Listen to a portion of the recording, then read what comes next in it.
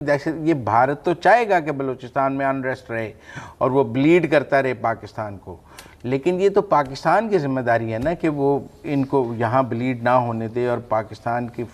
حکومت، ریاست، فوج، اسٹیٹ، ہر چیز، تمام وسائل لگا کے وہاں پہ امن قائم کرنا ہے ہمیں وہاں مزید کوتاہی برداشت نہیں کر سکتے ہیں ہم۔ اور اب تک جو ہے میں یقیناً سرفراز بگٹی صاحب کی حکومت کا سٹانس بہت اچھا ہے، آپ کہہ سکتے ہیں کہ ان کی بڑی لائن بہت کلیئر ہے، آپ کہہ سکتے ہیں کہ وہ کوئی درمیان کی بات نہیں کرتے، سیدھی بات کرتے ہیں، دہشت گردوں کے خلاف بات کرتے جو ریاست کا سٹانس ہے، لیکن پرفارمنس بھی تو دیکھنی ہے، صرف گفتگو نہیں دیکھنی، پرفارمنس بھی تو دیکھنی ہے نا ان کی۔ وہ گفتگو کر رہے ہیں، وہ کام کرنے کے لیے ان کے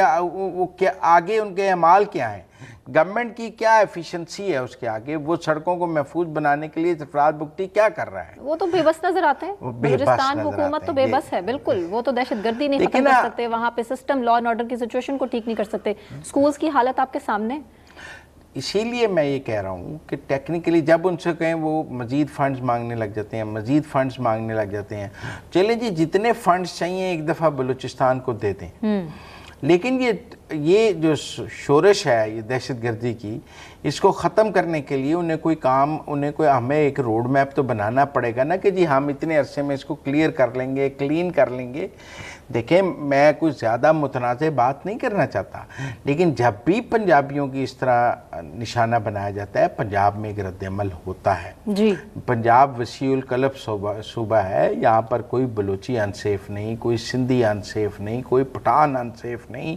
یہاں پر لسانی بنیادوں پر کبھی کسی کو پنجاب میں نشانہ نہیں بنایا گیا۔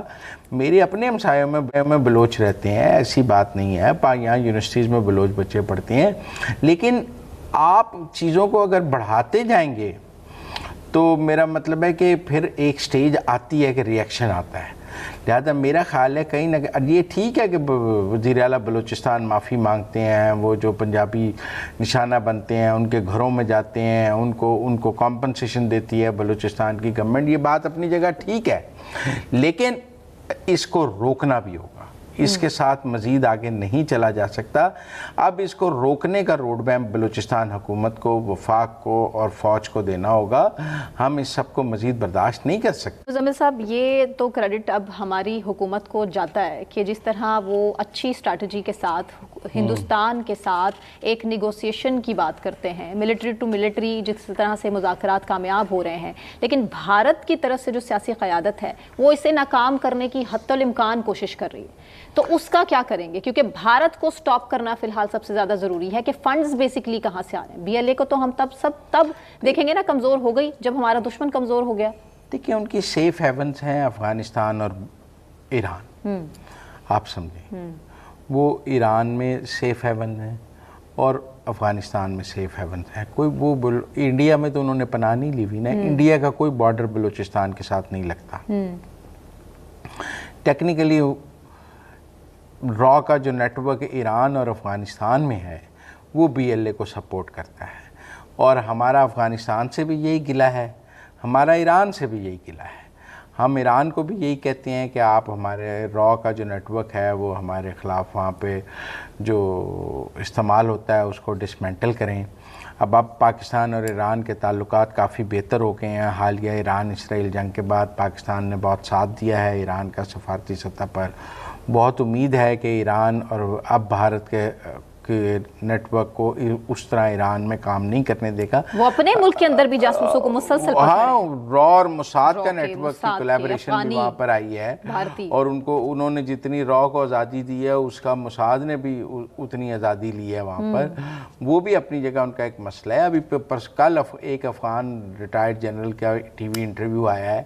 کہ جی را جو ہے افغانستان میں پیسے دیتا ہے اور وہاں اپنا نیٹ ورک چلاتا ہے، اور وہ افغان طالبان کو انفرادی طور پر پیسے دے کر اپنے لیے را جو ہے نیٹ ورک چلانے کے لیے رعایتیں حاصل کرتا ہے، جس کا واحد مقصد پاکستان کے اندر دہشت گردی کرنا ہے۔ اور یہ ایک افغان جنرل نے اپنا ویڈیو انٹرویو دیا ہے جو میں کل دیکھ رہا تھا۔ تو یہ سب باتیں اب تو آن دی ریکارڈ آتی جا رہی ہیں، لیکن اس وقت عالمی ماحول پاکستان کے ساتھ ہے، دنیا پاکستان کے ساتھ ہے، پاکستان کے لیے ہمدردی ہے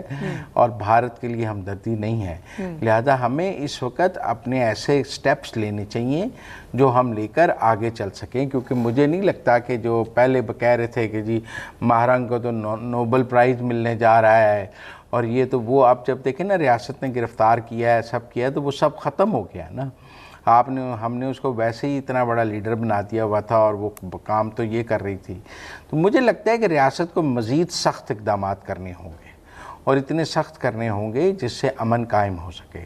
اگر سختی سے امن نہیں قائم ہو سکتا تو پھر ریاست کسی آلٹرنیٹ اسٹریٹجی پر آئے۔ ابھی تو ہمیں ریاست کی اسٹریٹجی یہ نظر آتی ہے کہ اس نے کہا ہے کہ ہم بات نہیں کریں گے، ہم ایکشن کریں گے۔ جی تو پھر ہم ایکشن کی بات کر رہے ہیں، ہم مذاکرات کی بات نہیں کر رہے۔ ہم کیوں ریاست کو کہیں کہ آپ مذاکرات کریں؟ ریاست کی پالیسی ہے مذاکرات نہ کرنے کی اور اس دہشت گردی کو کچلنے کی۔ ہم ریاست کی اس پالیسی کے حامی ہیں۔ ٹھیک ہے، آپ دہشت گردوں کو کچلیں اور اس طرح کچلیں کہ پھر میرا مطلب ہے امن قائم ہونا چاہیے، ہر شہری کی زندگی محفوظ ہونی چاہیے اور ہر دہشت گرد اپنے اور ایسے صوبے میں جو قدرتی وسائل سے مالا مال ہے۔